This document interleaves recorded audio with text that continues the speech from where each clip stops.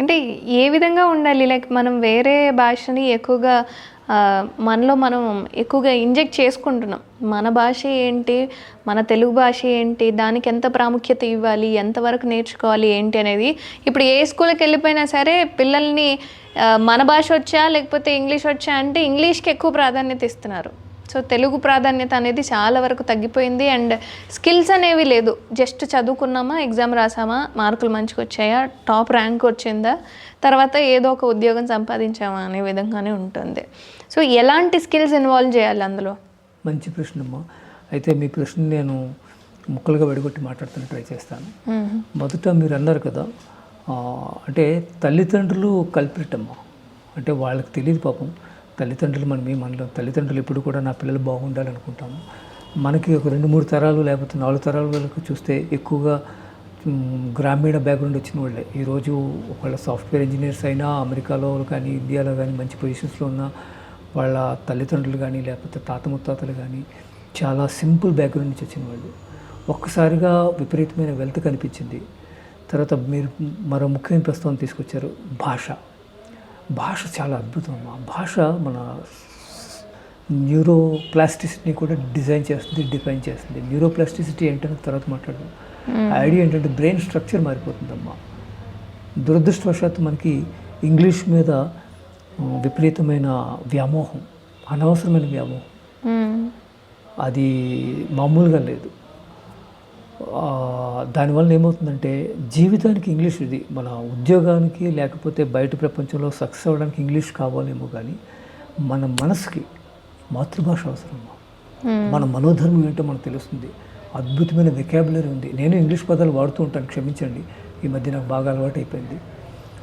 మన మనోధర్మం ఏంటో మనకు తెలియాలంటే మన భాష తెలియాలమ్మా. అది చాలా అవసరం. ప్రతి తల్లిదండ్రులు తెలుసుకుంటే పిల్లలు చెప్తారు. ఇప్పుడు ఏమైంది, మా ఇంటి పక్కన స్కూల్ ఉంది. ఆ పిల్లలు రాగానే అంటే బేబీ స్కూల్ 2 years 2.5 years పిల్లలకి ఇంగ్లీషు చావగొడతారనమాట. అటు తెలుగు రాదు, అటు ఇంగ్లీషు రాదు, రెంటికి చెడ్డ రేవళ్ళు అవుతున్నారు. అదే పిల్లలు అంటే 20 సంవత్సరాల క్రితం చదివిన వాళ్ళు ఇప్పుడు మీరు తీసుకోండి, ఒక పుస్తకం చదివించగలరని చూడండి, తెలుగు పుస్తకం, ఒక ఇంగ్లీష్ పుస్తకం చదవమనండి, అటు దానికి చెందలేదు, దీనికి చెందలేదు, రెంటికి చెడ్డ రేవడు అని చెప్పేసి మనకు ఒక సామెత ఉంది. అట్లా తయారవుతున్నారమ్మా.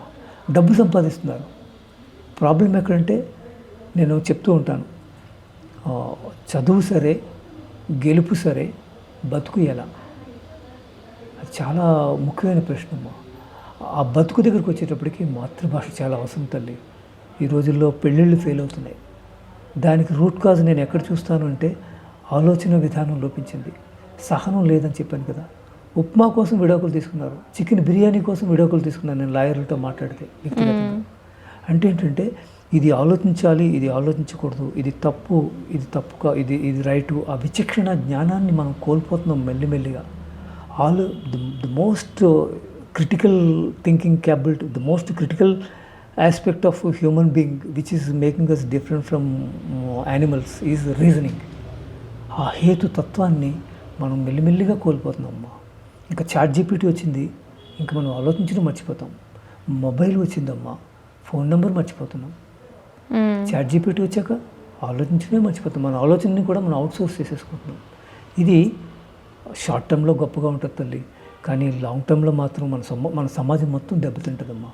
దీనికి సొల్యూషన్ అగైన్, ఇప్పుడు హైదరాబాద్ బుక్ ఫెయిర్ జరిగింది, విజయవాడ బుక్ ఫెయిర్ ఇప్పుడు జరుగుతుంది. తెలుగు మాతృభాష హై ప్రయారిటీ. ఒక ఉద్యమం తీసుకురావాలమ్మా, తెలుగుని ఒక ఉద్యమంగా చేయాలి. నాకు వ్యక్తిగతంగా ఆ మాట చెప్పడానికి అర్హత ఉందని భావిస్తాను. ఎందుకంటే నా పిల్లలకి తెలుగు రావాలని అమెరికా నుండి వచ్చాను నేను. కొంతకాలం బెంగళూరు నుండి మళ్ళీ హైదరాబాద్ వచ్చాను నేను. తెలుగు చదవడం రాయడం నా పిల్లలకి రావాలి అని ఒకే ఒక్క రీజన్. ఎందుకంటే ఇంట్లో చదివించలేం.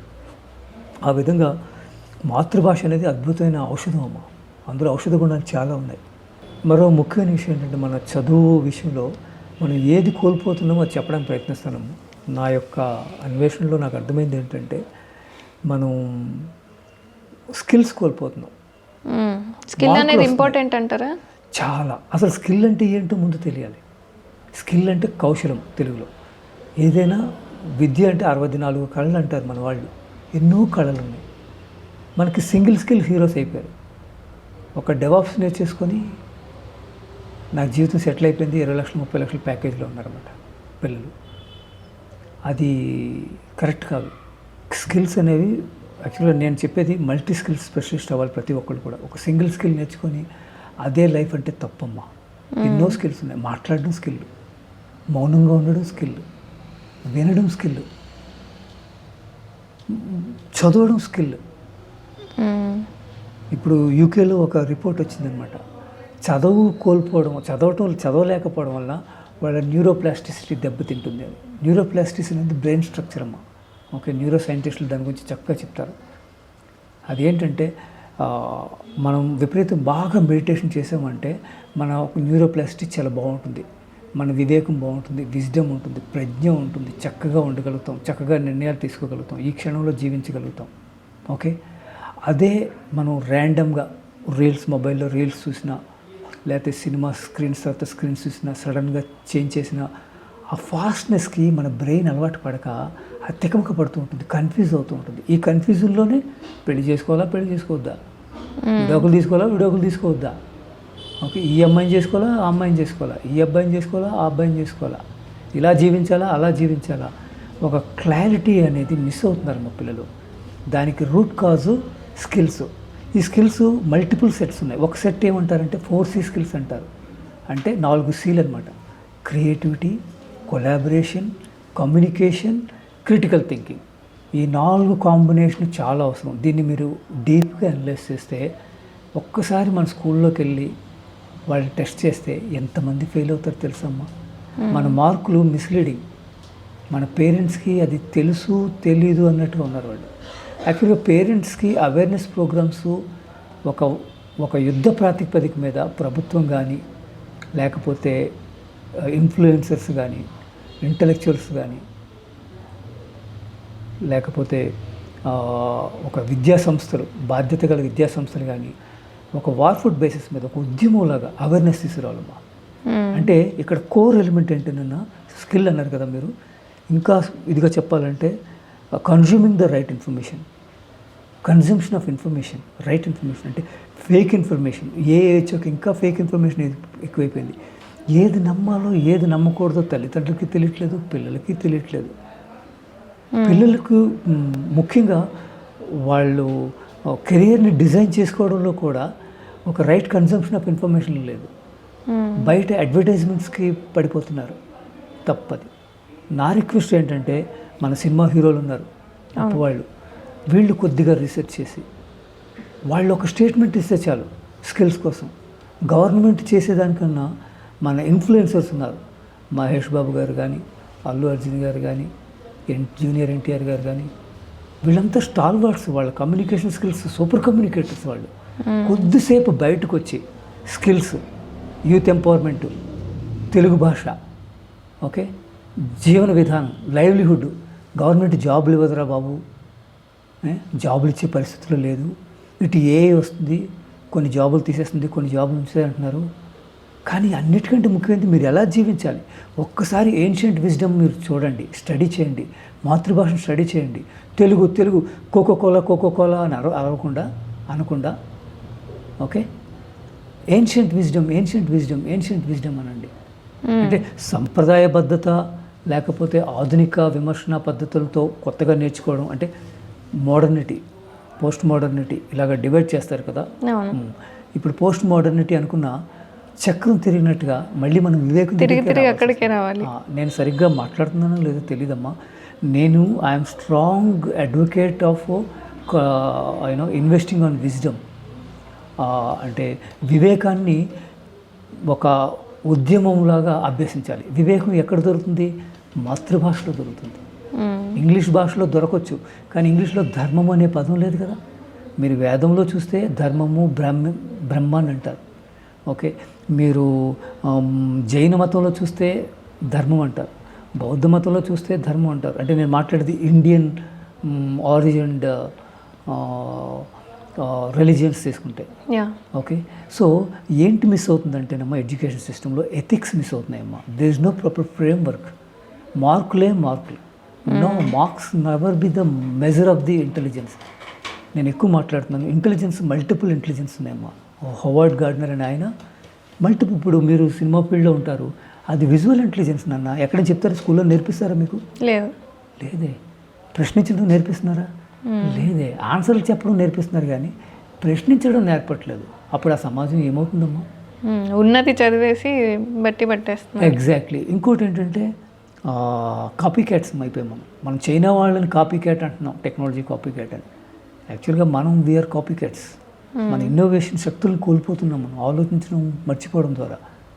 అన్ని రకాలుగా actually it's a multi dimensional multi layered problem. Multi dimensional అంటే ఒకవైపు టెక్నాలజీ, ఇంకోవైపు బిజినెస్ పీపుల్ యొక్క గ్రీడీనెస్, కన్జ్యూమరిజం విపరీతంగా పెరిగిపోయింది. ఎన్ని మొబైల్స్ మారుస్తారమ్మా? కొత్తది వచ్చేది కొన్ని ఏడుగునా. అంత మార్పుకి మీరు అలవాటు పడ్డారా? ఆ మార్పు ఎంత స్పీడ్గా ఉందో మీ బ్రెయిన్ స్ట్రక్చర్ అంత స్పీడ్గా అడాప్ట్ చేసుకోగలదు అనుకుంటున్నారా? నో.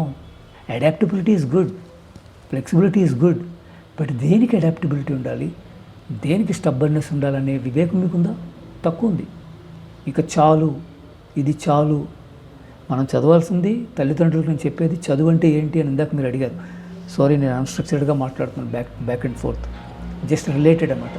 చదువులో అత్యంత ముఖ్యమైనది సాహిత్యం అమ్మా. ఓకే, వాంగ్మయం. మనకు అద్భుతమైన వాంగ్మయం ఉంది, అది మామూలుది కాదు. కానీ అది చెప్పేవాళ్ళు తక్కువ, దాన్ని ప్రమోట్ చేసేవాళ్ళు తక్కువ, చేసేవాళ్ళు తక్కువ, నేర్చుకునే వాళ్ళు తక్కువైపోయారు. మీరు ఒక్కసారి వ్యూస్ చూడండి అన్న, ఎలాంటి వ్యూస్ ఎక్కువ ఉన్నాయి? అదేదో పాటలు ఉన్నాయి కొన్ని, ఆ పాటలకు ఉండే వ్యూస్ ఎవరో ఒక ఉత్తముల ప్రవచనాలు వినేది లేదు. మంచి మాటలకి విలువ పెద్దగా లేదమ్మా. ఎందుకు లేదు? ఐ బ్లేమ్ తల్లిదండ్రులు. Parents and grandparents, not children, not youth. Parents and grandparents are the, అంటే వ్యక్తిగతంగా అయితే వాళ్ళతో మంచిగా అడగలను, కానీ ఇలాంటి పబ్లిక్ ఫోరంలో మాత్రం I blast them like anything. Parents and grandparents, they are giving illusions. There is no more American education system. ఆ మాటకు వస్తే it is not worth going abroad. There is deglobalization happening. నేను మాట్లాడేది last 1 year నుంచి. Okay, so geopolitics చాలా నిరాశాజనకంగా ఉన్నాయి. తర్వాత పరస్పర గౌరవం, అది నేషన్స్ మధ్య కూడా బాగా తగ్గిపోతుంది. మొన్నటి వరకు నాది హ్యాపీ లైఫ్ అనుకున్న వాళ్ళు ఇంకా నో లాంగర్, అంటే నేను పెసిమిస్ట్ని కాదమ్మా, ఆప్టిమిస్ట్ని అంటలేదు, పెసిమిస్ట్ని అంటలేదు, సిచ్యుయేషనల్గా. నెక్స్ట్ 5 to 10 years చాలా పెయిన్ఫుల్ టైమ్స్. కెరియర్ డిజైనింగ్లో పిల్లలు ఫెయిల్ అవుతున్నారమ్మా. భవిష్యత్తు చాలా అంత ఆశాజనకంగా లేదు. నేను భయపెడతానికి అంటలేదు, కానీ World War III గురించి ఎక్కువగా మాట్లాడుతున్నారు. మీరు జపాన్, చైనా చూడండి, లేటెస్ట్ అమెరికా వెనిజులాని ఆక్యుపై చేయడం చూడండి. The methods they are following. 1945 నుంచి ఇప్పటి వరకు 100 దేశాల్లో అసంతృప్తి కలిగడానికి ఎవరు కారణం? మనుషులేగా. అంటే ఒక రకమైన గ్రీడీనెస్ పెంచుతున్నారు, విపరీతమైన money. A single person is having now $1 trillion plus. అంత మనీ ఉన్నప్పుడు వాడి ఎవిల్ పర్సన్ అయితే ఒక $250 million ఇచ్చి ఒక ప్రెసిడెంట్ని తయారు చేయొచ్చు, ఒక మూర్ఖుడిని ప్రపంచానికి అధినేతగా తయారు చేయొచ్చు. అంటే ఊరికే చెప్తున్నాను, ఇట్ ఇస్ పాసిబుల్. మనీ అంత ప్రమాదకరమైంది. ఇప్పుడు మనం చూడాల్సింది, మన తల్లిదండ్రులు సంపాదించింది ఏంటంటే సంపాదించరా కాదు, ఏది సంపాదించాలి? వివేకాన్ని సంపాదించు. అది కొరవడుతుందమ్మా. మన సమాజం, మన తెలుగు సమాజం చాలా గొప్పది, మన చరిత్ర చాలా ఉత్తమమైనది, మనకి ఎన్నో కేస్ స్టడీస్ ఉన్నాయి, అద్భుతమైన వ్యక్తులు ఉన్నారు. మనం కేవలం నేను, నాది, నా కుటుంబం అనకుండా మనము మనది అన్నట్టుగా, మానవుడు ఎప్పుడు కూడా కమ్యూనిటీతో ఉన్నాడు కానీ ఒంటరిగా లేడు. కానీ పాశ్చాత్య జీవన విధానం ఒంటరితనాన్ని ప్రమోట్ చేస్తుందన్న, అది తప్పు. మనం అది అడాప్ట్ అవుతున్నాం. ఒంటరితనం కరెక్ట్ కాదు. అత్తారింటికి దారేది సినిమా దేనికి తీశారు పవన్ కళ్యాణ్ గారు? రిలేషన్షిప్స్ కోసమే కదా. అవును. అత్త కోల్పోతుంది మేనల్లుడిని, అలాంటి ఎన్ని లేవమ్మా కదా. అయితే అది సినిమా చూసి ఆనందపడిపోవడం కాకుండా మనం నిజంగా మన వ్యక్తిగత జీవితంలో ఇది ఒక స్కిల్లేనమ్మా. రిలేషన్షిప్ మెయింటైన్ చేయడం ఒక స్కిల్ అమ్మా. సారీ, నేను I'm trying to associate, maybe the conversations are lengthy, kindly give me that flexibility to talk to you like this in a larger canvas. చెప్పండి. సో నేనేం చెప్తున్నానంటే పిల్లలకు కావాల్సింది వివేకం అని చెప్పాను కదా, ఆ వివేకం ఎలా సాధించాలి. మనం వేదాలన్నీ చదవక్కర్లే. వేదంలో 4 మహావాక్యాలు ఉన్నాయి. తత్వమసి, అహం బ్రహ్మస్మిలాగా, ప్రజ్ఞానం బ్రహ్మ, అన్నీ అంతా చదవక్కర్లే. ఆ 4 ముక్కలు ఏమిటి అర్థం, డీప్ థింకింగ్లోకి వెళ్ళండి, చాలా విషయాలు తెలుస్తాయి. లేదంటే వివేక చూడమని చూడండి. ఆత్మానాత్మ వివేకం అంటారు. ఏంటి ఆత్మ ఏంటి, అనాత్మ ఏంటి, శంకరాచార్యులు వారు ఎక్కడి నుంచి తీసుకొచ్చారు? ఆయన గౌడపాదుడి గారి శిష్య ప్రశిష్యుడు, ఆయన ఎక్కడి నుంచి వచ్చాడు, ఆయన గురువు ఎవరు? ఈ థాట్ ప్రాసెస్ బ్యాక్ వెళ్ళండి, ఒక 2600 సంవత్సరాల వరకు వెళ్ళండి. మీకేం తెలుస్తుంది? ప్రజ్ఞ, వివేకం ఎక్కడి నుంచి సాధించవచ్చు? కథలు, కథా సాహిత్యం, ప్రపంచ కథా సాహిత్యంలో భారతీయ కథా సాహిత్యం అద్భుతమ్మా, అద్భుతం తల్లి. పంచతంత్ర కథలు చూడండి, వాటికంటే ముందు వచ్చిన జాతక కథలు చూడండి, ఎన్ని కథలు, యూసఫ్ కథలు చూడండి. అసలు చాలా వరకు ఇంటర్నేషనల్ గ్లోబల్గా పరిచయం కథలు చాలా వరకు ఇండియన్ స్టోరీస్ వచ్చాయి. అందులో ఏమున్నాయి? నేను ఉదాహరణకు ఇప్పుడు చెప్పట్లేదు, కథల్లోకి వెళ్ళట్లేదు. మన పిల్లలకి ఆ కథలు లేకపోవడం వలన, అందులో వివేకం లేకపోవడం వలన ఇందాక మీరు అడిగినట్టుగా సహనం కోల్పోతున్నారు, విషయ పరిజ్ఞానం ఉండట్లేదు. నేను గెలిస్తే చాలు అనుకుంటున్నారు కానీ మనం గెలవాలనుకోవట్లేదు. ఇందాక నేను చెప్పినట్లుగా ఆది మానవుడు కమ్యూనిటీతోనే కనెక్ట్ అయ్యాడు.